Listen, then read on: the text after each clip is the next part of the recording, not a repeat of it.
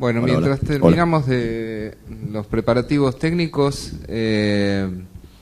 vamos a pasar a la segunda parte de esta conferencia, en la cual vamos a tener 3 presentaciones de invitados especiales que han venido de Europa y un invitado especial aquí local de Argentina.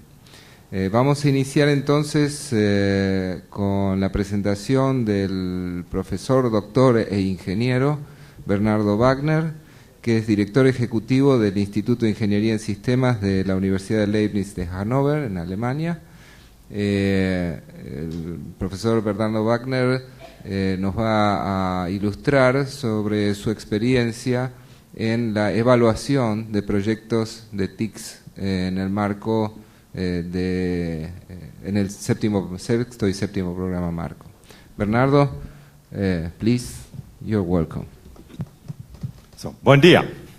Unfortunately, I cannot make my presentation in Spanish, even if I am an Argentinian one. So I hold 2 passports, one of Argentina and one from Germany. But so I'm a very strange guy, belonging to Argentina, but do not be able to speak or make this presentation in Spanish. So sorry for that, but I hope I can say you something interesting about the EU funding, as I've been involved in many evaluations and reviews of EU research projects. So the content of my talk will be to give you an impression of how EU research assessment and evaluation is done to better prepare you in case you will be invited to participate in one of these proposals. So, next slide, please. First, I want to start with a little bit personal background so that you better understand why I'm here and maybe what kind of experience I can give you. Then I'll tell you something about existing and running projects. Even in my university, I've been part of a couple of EU projects, but I will not go into detail of these projects, just to give you some background that you see I know what I'm talking about.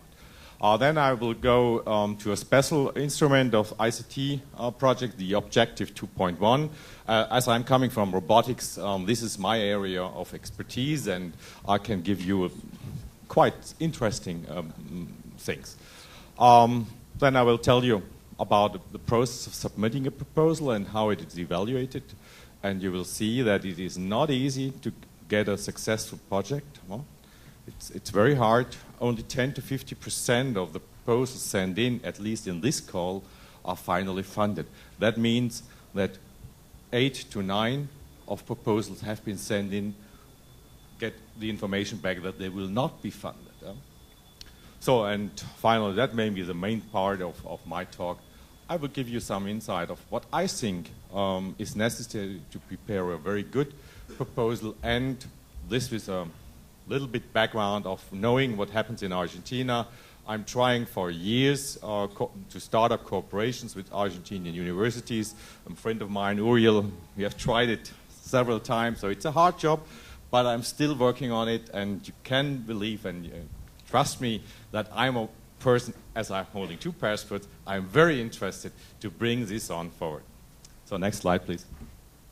Yeah, first I'm representative of the University of Hanover, which is quite old university, is one of the oldest universities, technical universities in Germany. It's part of the TU9. These are the major technical and engineering universities in Germany. At the moment we have 24,000 students, most of them in engineering. 50% of our students are international students, and yeah, maybe that's interesting. Whole budget of the university is 300 million, and 1/3 of the budget is coming from external funds. That's average numbers. 1/3 is coming from industry, from the German government, from the EU Commission, and so on. We are divided in 9 faculties. I'm from the electrical engineering and computer science faculty, and till end of March, I was the dean of this faculty. In Germany, this is a rotating position, so I know about these politics as well. Next slide, please. Aside these faculties and the schools, in Germany we have these research centers inside the university. And you see a couple of them here. Two of them I'm a member of. One is the L3S, the Learning, original name was a Learning Center, Learning Research Center of Germany. It's now mainly in the area of web science. And this is the most successful research center at my university with EU funding. I suppose that 2/3 of the money of this research center comes, the external money from this research center comes from the European Commission. So I think it's the biggest research center in Germany in that area, and one of the one or two or three in Europe. I'm also a member of the Mechatronics Center, which is more in automation and robotics. And as I'm an engineer, my research is more devoted in that area. And you will see that some of the research is going there. But this is not very successful in European research funding. So that depends on the background and the people you have and so on. Next slide, please. So here you see, just to give you an impression of what I'm doing in my university, we are doing mobile robotics, autonomous robotics. And here you see two main activities in which I'm well known, at least in Germany. One is a very successful cooperation with industry, the autonomous forklift. This is not only a research project, it is also a research project which brought products out of it which are in use today in real industry, in logistics. These autonomous forklifts have been built and used now for 2 years in a real operation. The research from us came mainly from the navigation and the localization, so the things like 3D perception, sensor fusion, real-time things, and have been done in my lab, but the product development has been done in the industry. And the interesting thing of this project is that this was completely funded by industry. No government money, no EU funding, completely funded by industry. And then there's another activity, and this will happen next week again, the European Land Robber Trial. You know the Urban Challenge and the Grand Challenge in the US. We have not quite the same, but a similar thing, at least in the land robot. This is a European Land Robber Trial, which now happens for 5-6 years, once a year. And this is a trial and a competition to show how good navigation and localization happens in outdoor environments. And we have been part of this from the beginning, and we participate every year, and we won a couple of medals in this European Land Robot Trial. So just as a background, as an information of what I'm doing. Next slide, please. So my background in European research funding is, as I'm being a co-founder of the L3S, which is very successful in European funding, I can just show that having a successful project is a lot of work. You need to build networks, you find the right partners, and I remember very well the first approach of getting in this funding. My colleague, Wolfgang Neidl, who is now the director of this research center, started a proposal of a network of excellence. You will see this is one instrument of funding in the European Commission. And for this network of excellence, he brought together, I think, the most well-known researchers in that area of enhanced technology, learning and technology, together for this network, and they were successful. This does not bring much money to the research center, but it brought the network with it. And as a consequence of running this network of excellence, in the following years, the L3S was very, very successful in sending in proposals because the right persons, the right institution were part of these projects. And, of course, as it was a network of excellence in that area, everybody knows, even the reviewers, the evaluators know about this network, they know about the persons, and this is very helpful for a good evaluation. So, one successful project is this one, and the Living Knowledge project is a running project, just 2 of, I think, at least 15 EU projects in this research lab. Next slide, please. So, these network of excellence, I've been member of 2 of them. The first one is the ProLearn. This was the network of excellence in the area of technology-enhanced learning, the starting point of the research center L3S. This is now not existing. It has been moved to another kind of network. This is, yeah, I'm not a member now of this, but I'm still a member of the network of excellence in robotics. And this is a huge network. The network of excellence in robotics is the Euron network, and it's very active at the moment. And before I left Germany on Monday, the current number of members of this network is 253, not persons, institutions. So every institution, I think every institution in Europe who is doing research in this kind of area in robotics is now a member of this network. And we have associated members as well, for example, from Russia. And I don't know why there is no associated member from South America, but I'm sure that it would be an option to get part of this network as well. And this is the way you get introduced to these people, to these networks. Next slide, please. So as my colleague has explained, the European research funding is mainly divided in these 4, he called it pillars. I have only experience within this cooperation, and especially there in the theme 3, as you have seen, the ICT. And then the ICT is divided in so-called challenges. And one of the challenges with a lot of money in it is the cognitive systems and robotics challenge.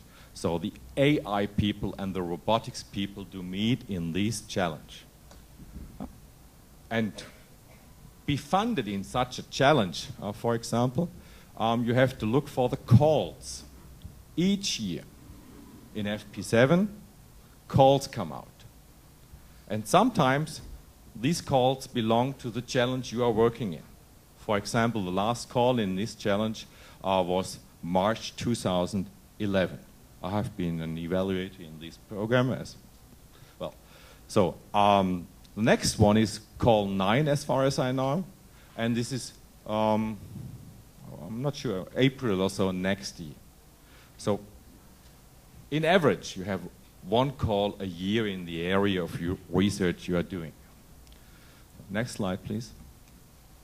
Just to give you an impression of what that means, the ICT in cognitive systems in the challenge 2.1 has been launched the first time 2007. It's now finished till 2011. You see the number of projects which have been supported by money in these calls. I'm sure you think that are high numbers, but you should know that for each call, up to 100 proposals have been sent in. So if they select 17 or 19, that means that a very high number, much higher number than the supported projects, has been rejected. And you look on the budget, you see that's changed from year to year. 96 million in the first year. This year only 73 million have been available. That has some consequences about the number of. Next year, this will be, as far as I know, the final call of FP7 in this area, call number 9 in 2012, and I'm not very sure, but I think at the end of April, the deadline of sending in proposals in this will be 82 million. And there's a slight difference between the calls before. This will be more devoted in cooperation with industry.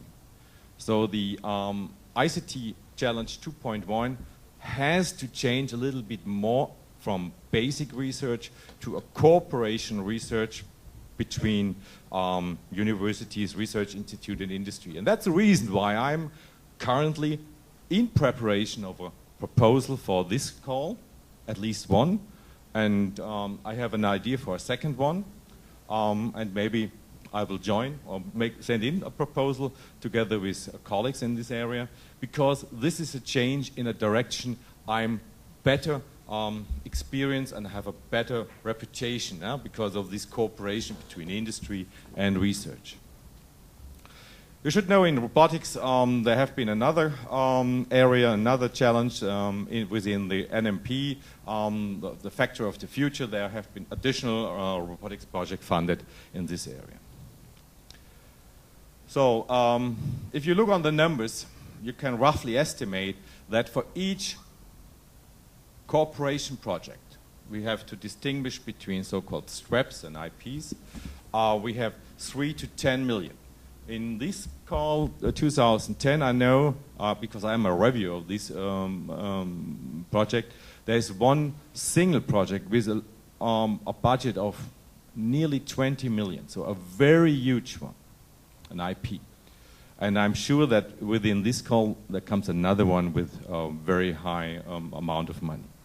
So 3 to 10 million, and the typical partner is for STREP 4, 5, maybe 6 partners, and for integrated projects or a big one, maybe 10, maybe 9, maybe 11, so a higher number of partners, which makes it more difficult.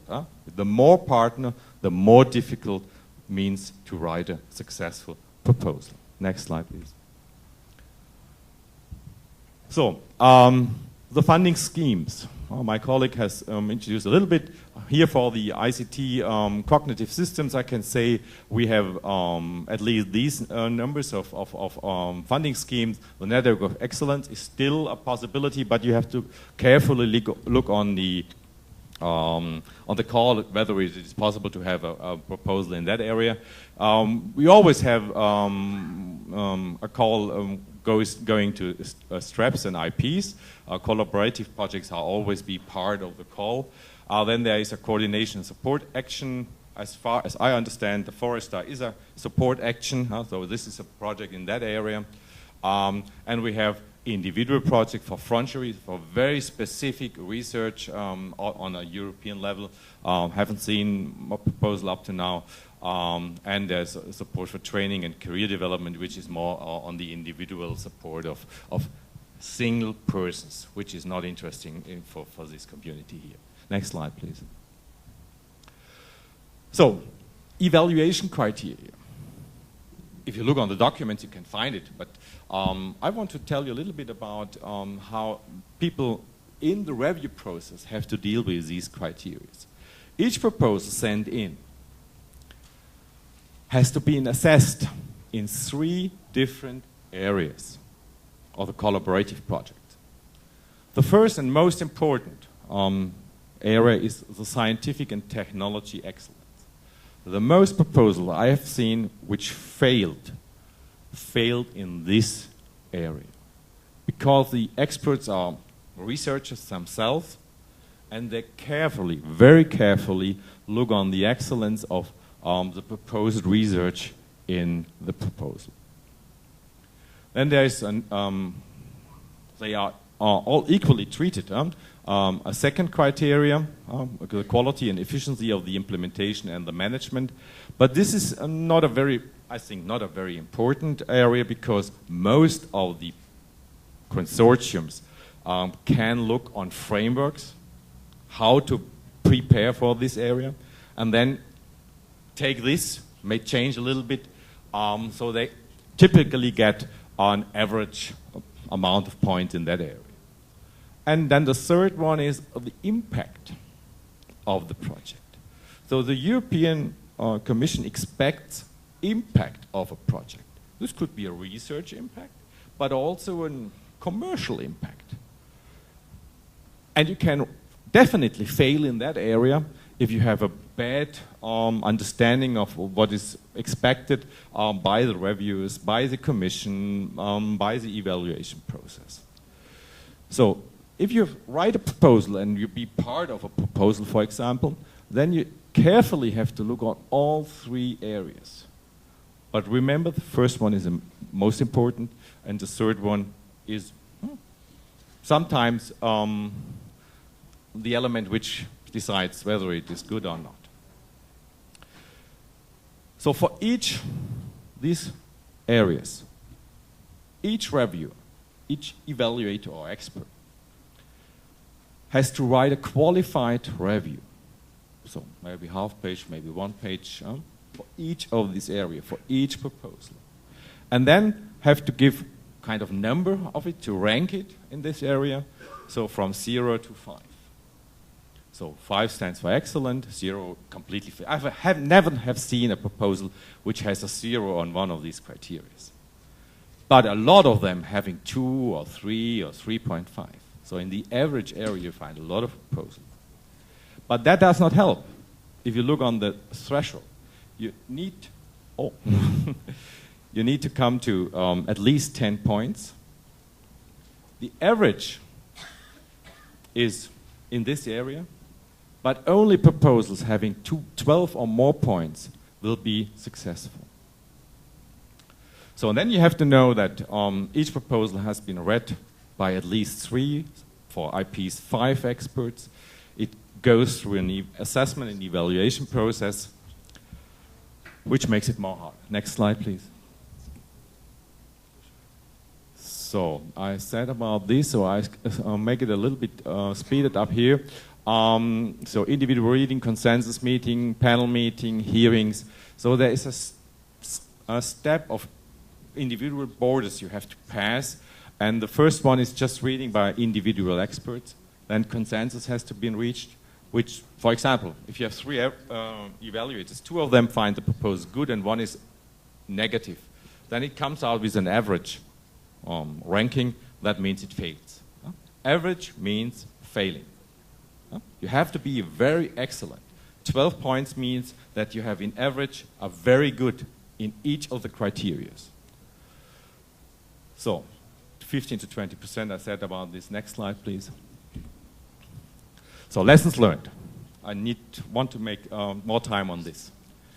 Due to the high number of proposals sent in reviews, tend to look the reviewers, like me, and I know that my colleagues have also been involved in the review process, look on major weaknesses in the proposals to quickly identify those being part of the very good and those being on the negative side.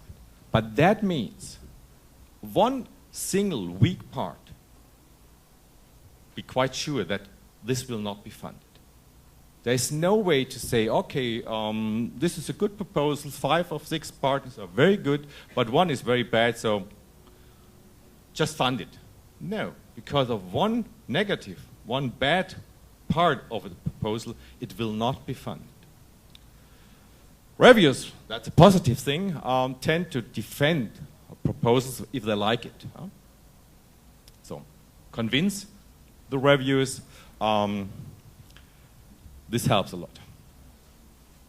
Okay, consensus is necessary, as I said, so the joining of the reviewers will sum up the quiz. I need a few minutes. I know 1 minute, but I need more than 1 minute. Next slide, please. So, excellence is a key. That is an important message. You have to prepare for proposals. Giving away a research fund is not a political decision, even if there's a lot of rumor in it. But you need to know, for example, in this call, in the cognitive system call 2.1, 1/3 of the evaluators come from abroad Europe. They come from the US, sometimes they come from Japan. They do not have any ideas about political backgrounds. They just look on the excellence of the proposals. So when I was a couple of years ago, I thought, okay, if you want to make a successful proposal, then look for the biggest countries and so on. And then you will have a successful. No, that does not help. You can even have a proposal with 3, 4 partners from one country, just 1 from Italy, 1, I think, from Germany, 1 from Spain. If it is a very good proposal, you will be successful. But it's based on the excellence. So, and to prepare for this, use the national and other international funding programs to be part of these excellent areas. Yeah. As I know that based on the background of money, not all Argentinian universities have the same technology background and so on. So please look for the areas you can be successful. Next slide, please. Successful proposals are written in a very good, comprehensive English. English is a key. There is no Spanish possibilities to send in proposals. So that means the writing has to be very, very good. Negative is if you use a lot of keywords. Reviewers say, oh, this is a proposal with a high fog factor. What does it mean? They use a lot of keywords, but don't show and express that they really understand what they want to do. Convince the reviewers on the first 10 pages. It is impossible to write 99 very boring pages and convince it on page 100. If you're not successful in convincing reviewers on the first 10 pages, you will fail. Next slide, please. As I said, good to average approaches will not be funded. So it's not enough to be good. You need to be excellent. Make familiar with all the previous projects in it. So all the reviews, and if you have so many reviews looking on your single proposal, they will identify the weaknesses of the proposal. So look on it, look on the literature, be really on the state of the art in that area. Next slide, please. Start building networks. As I said, this is important. Nobody will ask you just because you are an Argentinian university, except maybe mine, because I'm interested to bring up cooperation with Argentina. But the first interest is to have a successful proposal. And they invite you if they think that you will be helping them to be successful. Not just because you are an Argentinian university. So, English is a lingua franca. So as we see in this conference here, that is a problem. And I tried it so often with Argentinian universities. That makes things a little bit more difficult. And be aware of cultural and local differences. For example, the deadlines for these calls are March, April. That means that the high period of writing the proposal is in your vacation time. And if you are not available in January or February, you can't be part of these proposals. Next slide, please. Prepare early. The next call will be launched in October. For this proposal I'm preparing at the moment, I have talked to the key persons right now. So, and if the call comes out in October, the most of the important decisions have been made. So prepare very early. If you start when the call comes, it's too late. So writing a proposal is very time consuming. In average, you have to say half to 1 year effort to prepare a very good scrap or IP project. Next slide, please. Yeah, that is what I said in one of my slides. There are a lot of possibilities to network with European research institutes. I just looked for one here at the European level. There is the Alpha program. But if you look, for example, in Germany and in Italy, in Spain, they have similar programs. You find a lot of possibilities to get connected to European research institutes. Take care and take these opportunities because they are much easier to access, and that helps you to build up networks with our research institutes there. Next slide, please. Yeah, how to start collaboration. As I said, and I explained yesterday, I have a couple of talks yesterday, try to start with bilateral bachelor and master theses. You need to connect with them. Present your research at international conferences. I was at ICRA 3 weeks ago, this is the biggest conference in robotics in the world. I have not seen one single presentation from Argentina. So how can you be connected? You have to go to these conferences and present something there. Organize workshops here in Argentina. Argentina is a beautiful country. Bring the researchers to Argentina. They will come if you organize workshops. Exchange of students is an important thing to bring on collaboration, networking with Europe. Invite European professors to make presentations here, to stay for so-called research semester. Do that. Bring that together. Joint proposals to the national programs and applying for research stays in Europe. There are funding instruments to do that. Next slide, please. Yeah, we can skip the summary, but I want to have the last slide. Next, please. Yeah, I would very happy to invite some of you to Hanover to talk with me about research cooperation, of exchange of students, common thesis, and so on, to bring on this network between South America and, in this case, with Germany, the University of Hanover. Thank you, and sorry for the little bit more time I expected. Well, thank you very much, Bernardo. I beg your pardon for disturbing you with the time, but it's my job as a moderator.